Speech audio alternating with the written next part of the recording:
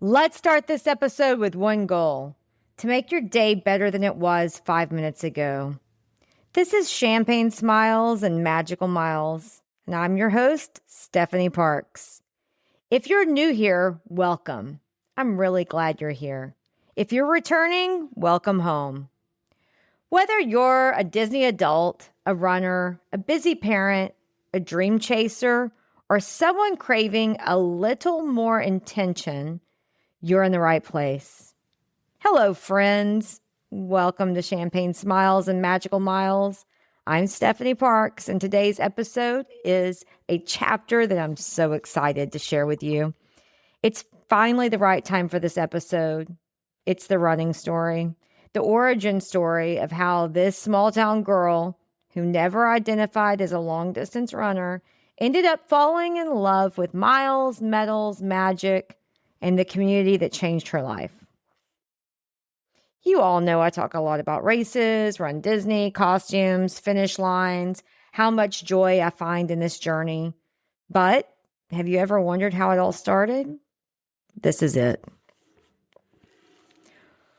Why does someone decide to start running? Why does someone decide to sign up for a long distance race? We all have a different why, and I actually love hearing everyone's backstory. This is mine. So I was on one of my many family vacations visiting Disney. This was in 2019, before the pandemic.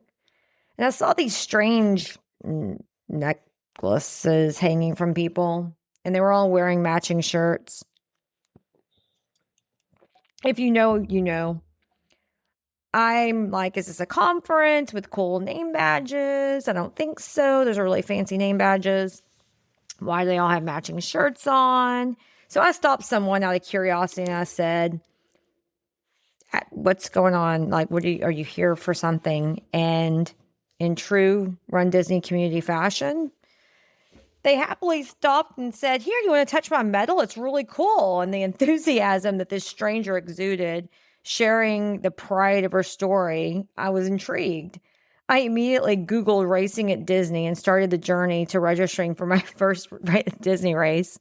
Of course, this happened to be 2019, and I happened to be there during Wine Dine weekend, and I like wine and I like to dine. So I was hooked. I thought, how fun. And there's an after party. I'm in. Little did I know what the future of the world would hold, nor did any of us. And we know what happened next. The world shut down. We learned how to homeschool, how to cook meals at home. I learned how to take out my extensions and how to go without any nails or lashes. And then I learned how to do my own lashes. We learned how to prepare food when we didn't really have much food. We learned how to make do without much toilet paper. I'm a healthcare executive and a business owner, and we were losing people to this crazy disease. As a healthcare worker, our employees were on the front line, and our clients, our residents, every morning I'd wake up and sit on calls most of the day trying to figure out how to take care of the humans that we cared for. I would walk from my bedroom to my bathroom to my office to my kitchen and eat, rinse, wash, repeat day after day, as most of us were trying to figure out what our lives look like during this time. Not to be too depressing, but during lockdown, probably me, like most, were stressed. We're trying to survive. I wasn't exercising. We literally were trying to figure out day to day. Kyle and I learned about these online classes. There was some wine and cheese classes, some amazing cooking classes, and we ran into some cool people doing truffle shuffle classes. But there was a lot of cheese, a lot of wine, and a lot of sitting. It may have been just to escape reality. It may have been out of boredom, but it was our new norm, and we made the best of it. So I couldn't run from my house to my front porch, and I gained 35 pounds. I am 5'1". I'm a petite human, and I gained 35 pounds during the pandemic, during lockdown. I knew something had to change. I couldn't even fit into my pre-pandemic work clothes. I am a healthcare executive. I've always been physically fit, but now the world opened up and I was an unfit mess. I also, at the end of the pandemic, made a decision to remove my breast implants somewhere on this timeline. That happened to be one of the best decisions that I'd made. And that's a topic worthy of its own podcast. So I will be happy to go down that path, but not today. I've got too much to talk about. And I'm trying to make this one not 35 minutes like the last one. So this very curvy, short, unfit girl needed motivation. So guess what I decided to do? I signed up for the first in-person Run Disney race after the pandemic, and it happened to be Wine Dine 2021. And no, I couldn't just do a 5K. I wanted a challenge. Anybody can do a 5K, laugh out loud. I hadn't ran 3 miles before, let alone 6.2. I knew I had to be faster than 16-minute miles because I didn't want to get swept.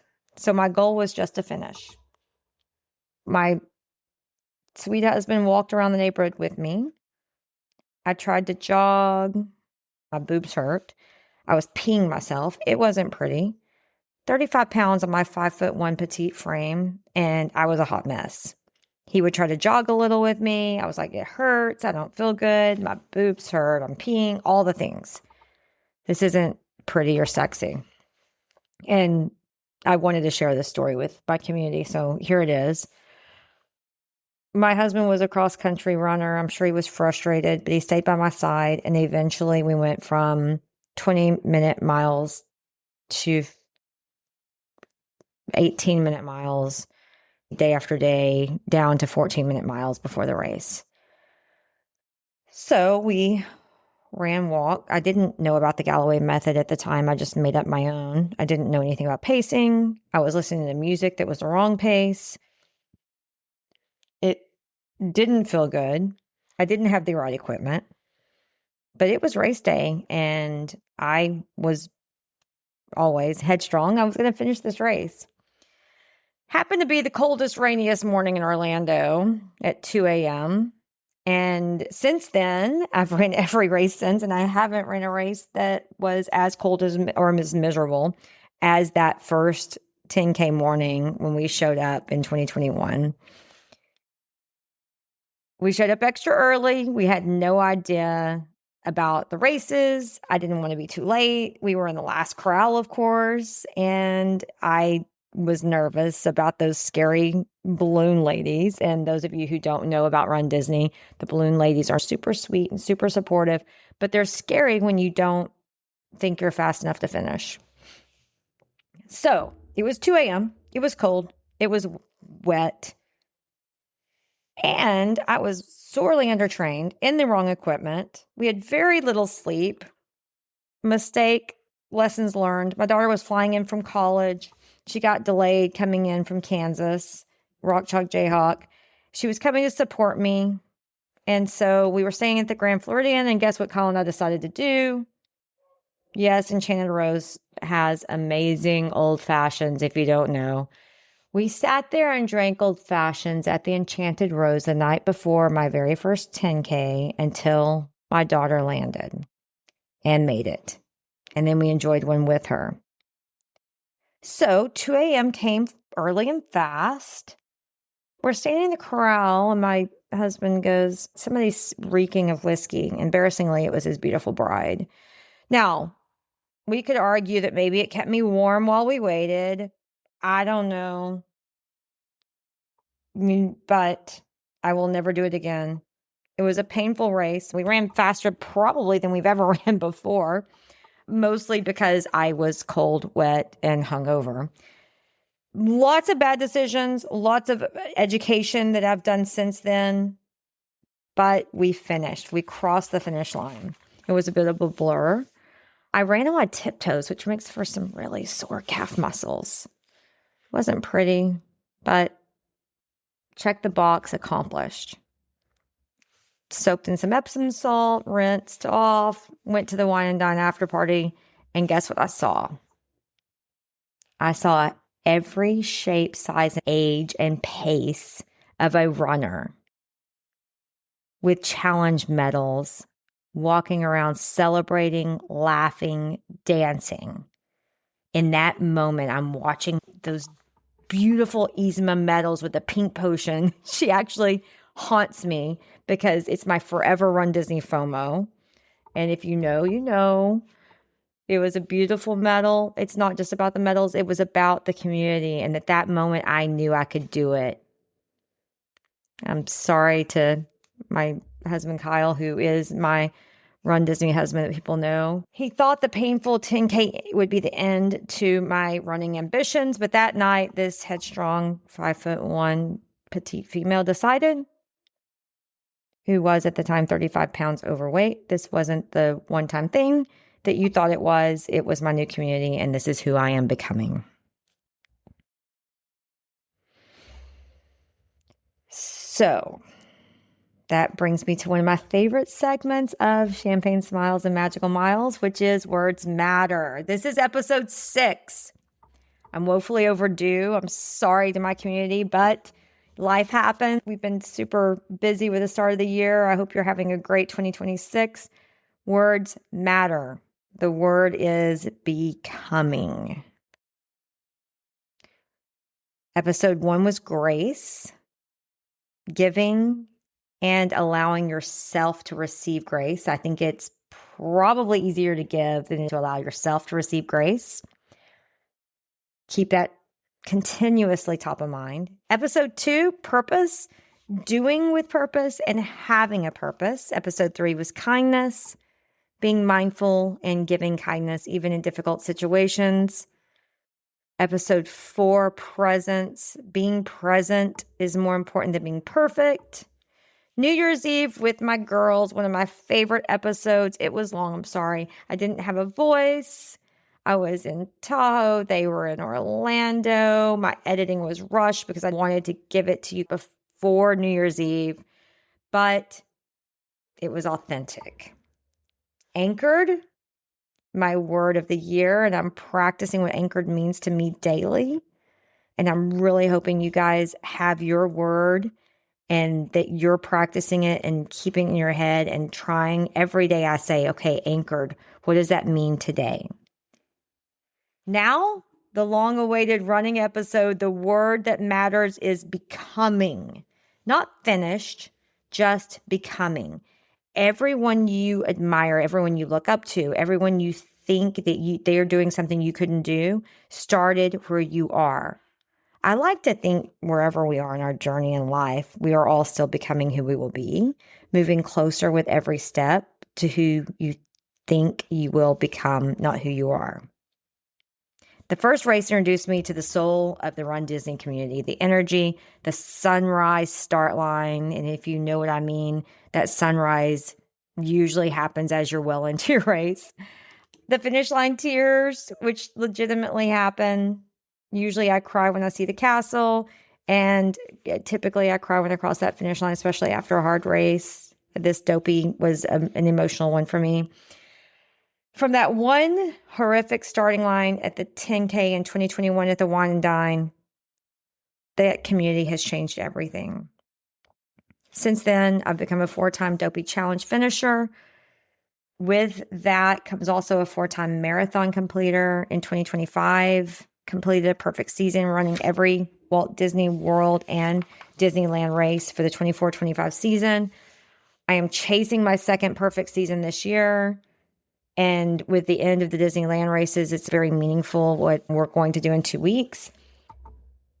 Each Dopey challenge, I set out with a different intention. And I think setting your mindset, putting your head in the right space is so important for anything as challenging as 48.6 miles. That is a huge challenge. The first race, I just needed to finish. The first Dopey, I just needed to finish. The second one, I saw all these people jumping on Everest, having fun. I'm like, okay, I just have to keep going. I ran right through Animal. I'm not even sure I saw it. The second one, I want to ride Everest. The third, I want to ride Everest and Tower, meet my girls, and eat one of those delicious Joffrey donuts with the pink icing. And we did it. And number 4, which was just last week, I didn't have my intention set. People ask me, what do you want to do? You want to get a drink? Do you want to ride 3 ride? Like, what is it that you haven't done? What do you want to do? And the night before, I set my intention. I have a dear friend who is one of my ride and die run Disney friends that has become a life friend. She was injured during Wine Dine, hasn't been able to train, but signed up for the marathon and wanted to complete a marathon before she turned 50. We didn't walk into the race weekend thinking that she would complete the marathon. We were talking the night before and having dinner when this dear friend of mine said, my goal was to complete a marathon. And she's completed many, many half marathons. I don't even know the number, many more than me. She said, my goal before I turn 50, which she turns 50 in April, I would love to check the box and say that I have crossed the finish line of a marathon. And I said, if you're up to it, we're going to get it done. And that's what the Run Disney community does. And we did it. It was a beautiful day, a beautiful race. She may hate me after pushing her. What she said is, I got sick and tired of chasing after your butt all day. But at the end of the day, we crossed that finish line, and it was an emotional day of love and tears and fun and hard work. So you can do hard things. If you set your mindset and your intention, you can do anything you want to do. I love the Run Disney story in the community. And this is just one of so many stories I've heard. I've enjoyed the journey of learning to appreciate the noise inside my head. Originally, I didn't want to be a runner because I was scared of how much silence would be inside my head. And I've learned to embrace it. It's not as scary as I once thought it was. I really enjoy that time to think through decisions in life. It's not a scary place if that's what you think, maybe inside someone else's head, but not in your own head.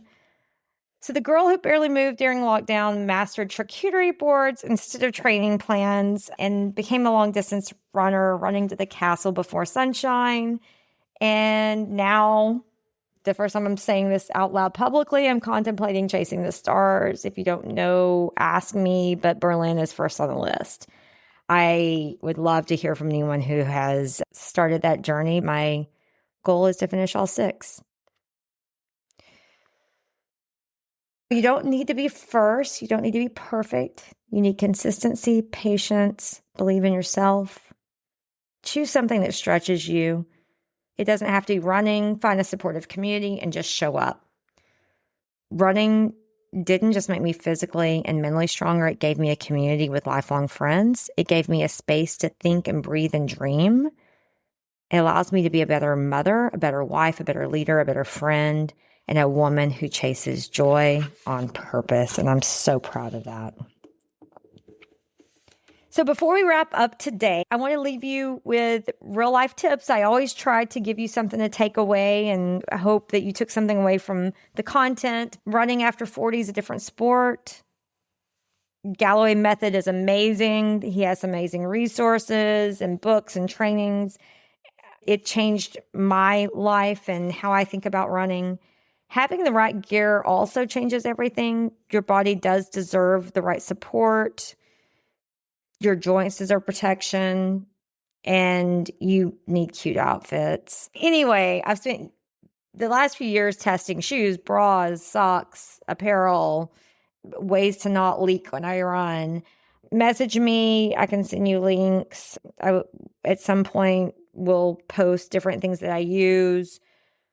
But to start running in midlife as a female, as a mom, you have to have bras you trust, shoes you trust, outfits that make you feel strong and confident on the course.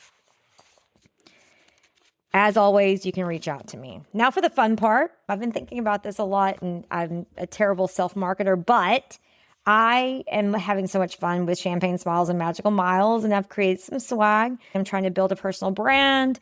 If you follow me on Instagram at Stephanie in the Parks, and you share this podcast on your social media, tag me, DM me, I will send you either a tote bag, a hat, or a shirt. I will need your size, with either Champagne Smiles and Magical Miles on it, race you to the beer line, or race you to the bubbles. So I'm going to say it again. Follow me on Instagram, Stephanie in the Parks. Share the podcast on your social media. Tag me in your post, and I will send you some swag.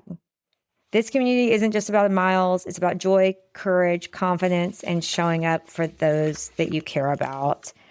I am having a blast doing this. I hope you enjoy listening to it. Thank you for being here for episode 6 of Champagne Smiles and Magical Miles. I'd love to hear your version of your challenges and your magical miles and anything you would like to hear from me. Until next time, here's to joy, courage, and a little sparkle on the journey. Book the trip, sign up for the race, pop the bubbles, do whatever it is that makes you happy. Love, hugs, kisses. It's Maddie Jo time.